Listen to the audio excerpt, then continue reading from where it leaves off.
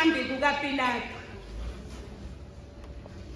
Ungubani lo Pilato okukhulunywa ngaye na?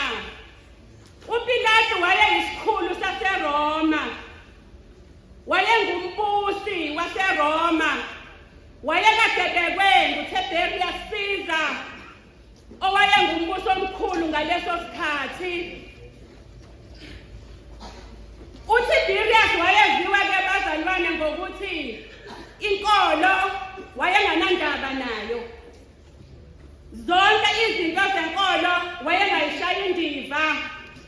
Wayenonya. Ngiyacabanga nje ukuthi uPilato konke akwenzayo ukuthatha kuye. Khona lapha yani indawo okuthiwa iseCastilla, lapho khona kunetshe elikhulu likaPilato, lapho khona elichaza ukuthi wayeyinkosi enjani. uPilato simthola ukuthi wayenamandla onke okwenza konke owayengakwenza ngenkosi yamakhosi uJesu Kristu.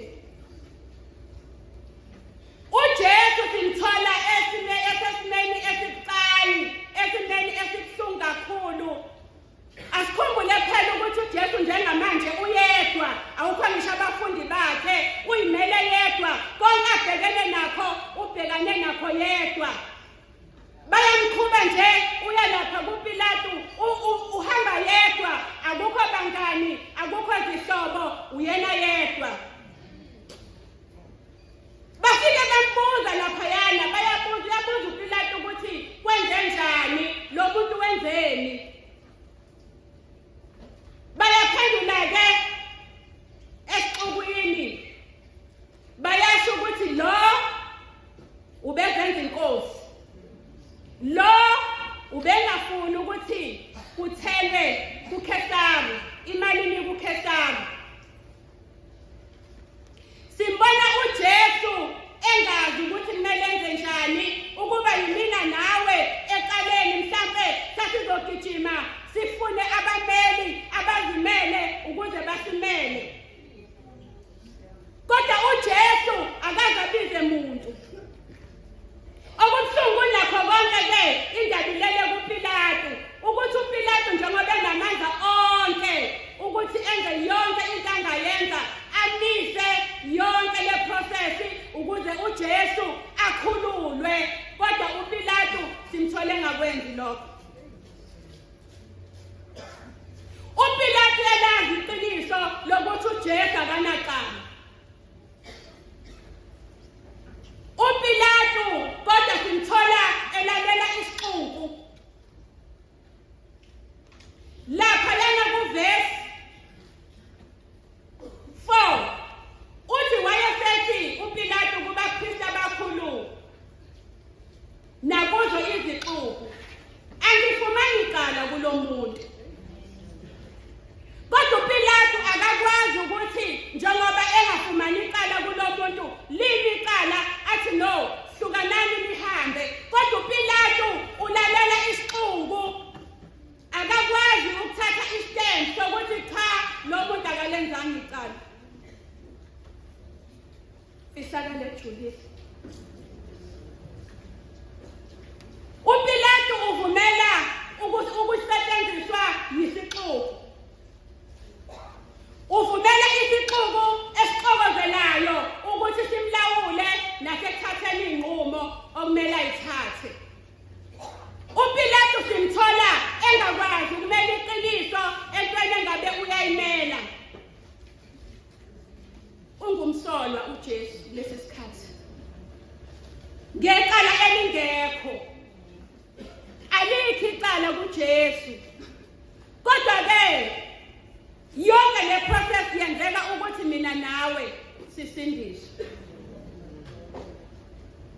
uPilato usaba abantu ukuthatha isinqumo. Usaba ukuthi abantu bazothini. Le ndaba lena ingenza ngixoxela nawo lo mzekeliso.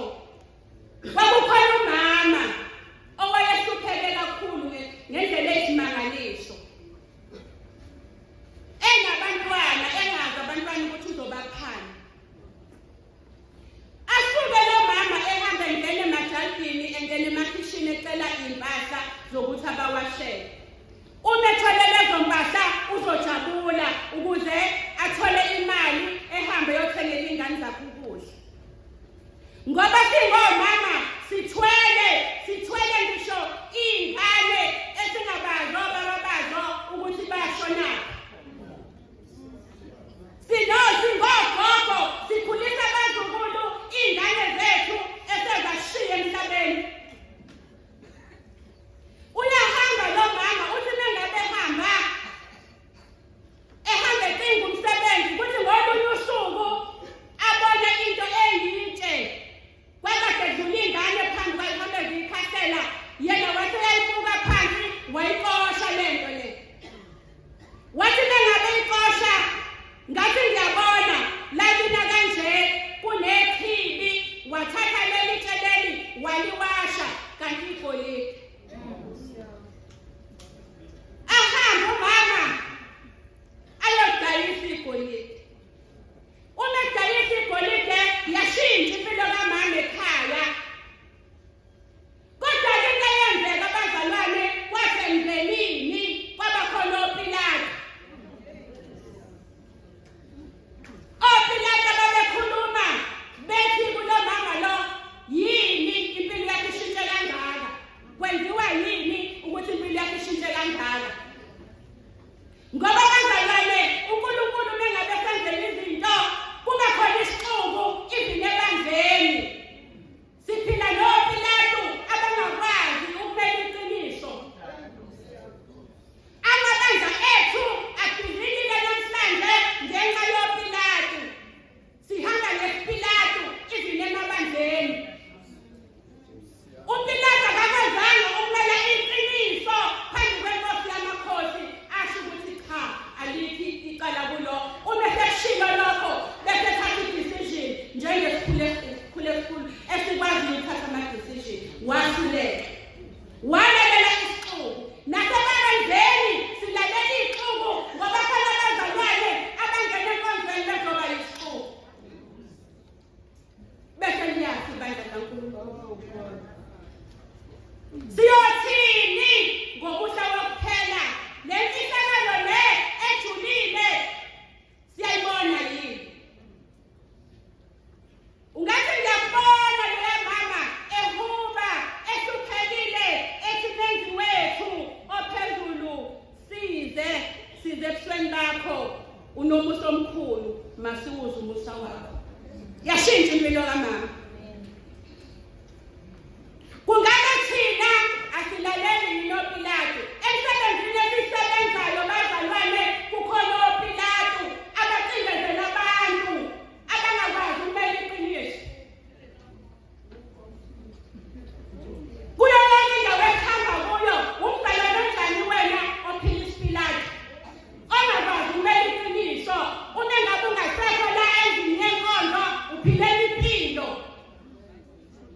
Awukhulumi iqiniso, isiPilato esiphilayo uyavuma ukuthi cha ungumzalwane. At the same time izenzo ayitshengisi ukuthi ungumzalwane, uhamba nesixuku. Kuningi bazalwane okwakwenziwa yilesi sixuku eqaleni likaPilato, eqaleni likaJesu ephambi kaPilato. Kwabanzima ukuthi akhulume iqiniso uPilato alimele. Wathi mengabe esebona ukuthi hayi akazi uzophuma kanjani, wasethi lowaphiyena nowaseGalile ngicela nimdlulisele uHerodi inkosi mayisibusele ukushunyayela kwezindalo manje ukuze